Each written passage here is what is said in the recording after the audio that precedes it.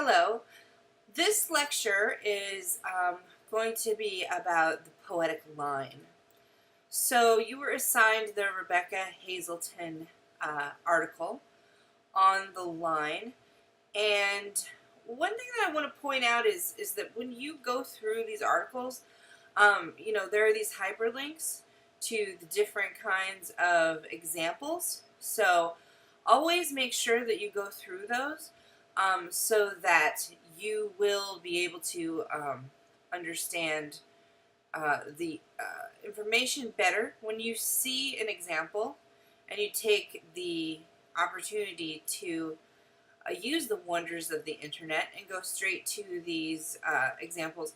You will be able to see things in action that exemplify what you're learning. So in this article, she starts talking about the line breaks and how a couple of quotes says Mary Oliver says that about line breaks, prose is printed within the confines of the margins while poetry is written in lines that do not necessarily pay any attention to the margins, especially the right margin.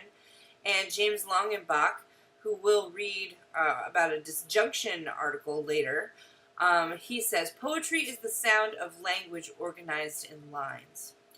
And that is different. Obviously, we do have the prose poem, and we have other hybrid forms of poetry that don't necessarily deal with the line, but dealing with lines is one of the predominant ways that we separate poetry from prose. Now, lines can have a lot of different effects, and the two major types of lines, and what she both talks about in here, are enjambed lines and end-stopped lines, or like full-stop lines if it's a period. So an enjambment, first to explain, is when you take a sentence, like she explains it in the Carl Phillips poem, I believe, at the end. You take this sentence here where the line break happens within the normal grammar of the sentence, not at a period, not at a comma, not even necessarily at a place where breath would happen, because sometimes poetic lines are also measured by breath rather than just even a sense or an end stop line. So in this poem, for instance, there are she said that this entire poem is a sentence, right?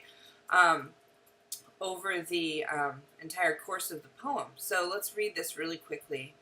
I'm just going to read it kind of like it seems like it should be read, and we can see where the end lines kind of break. So, there are places in this world where you can stand somewhere holy and be thinking, if it's holy, then why don't I feel it?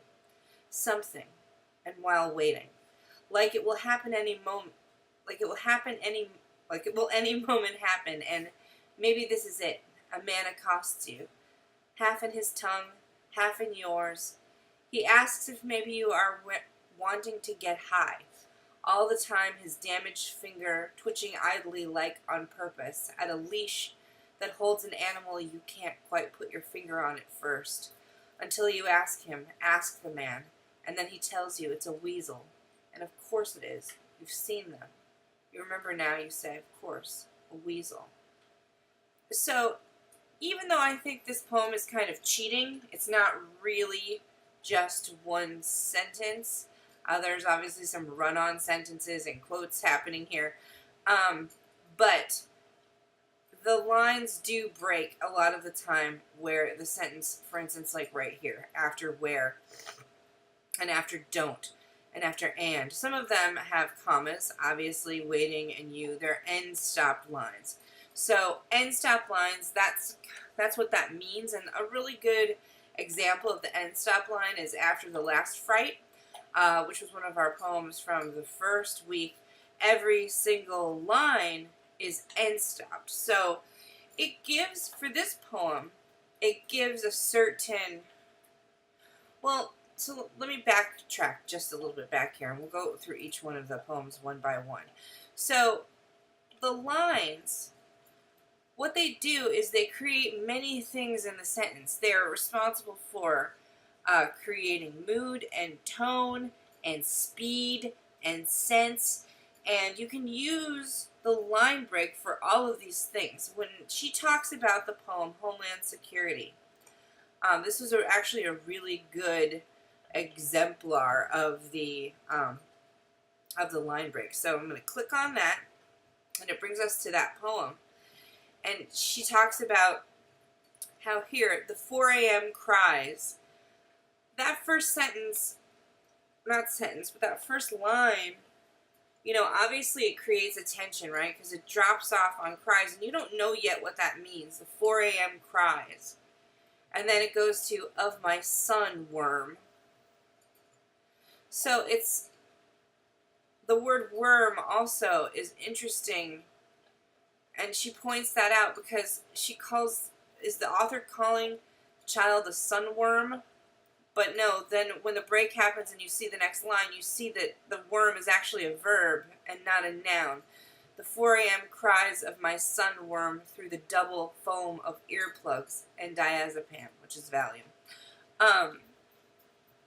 We do pause naturally at this period, which is interesting because the stanza doesn't end there. So the author made this other choice to break the stanza, because this is kind of part of lines, is this extra space. It's still a line, even though there's nothing on it, right? It creates a longer space. And so that author clearly wanted to create a longer space between earplugs and diazepam. By spreading the sentence, by making these short lines over the poem, generally what this does is, I mean, it's a common usage of the line, and what it does is it basically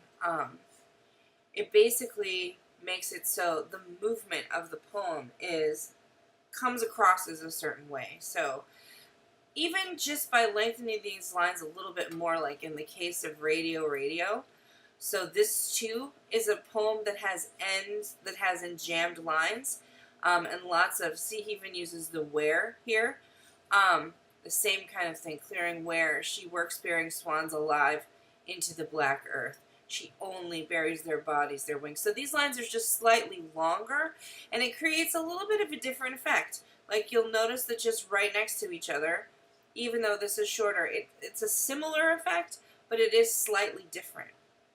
So you have those choices whenever you're making poems.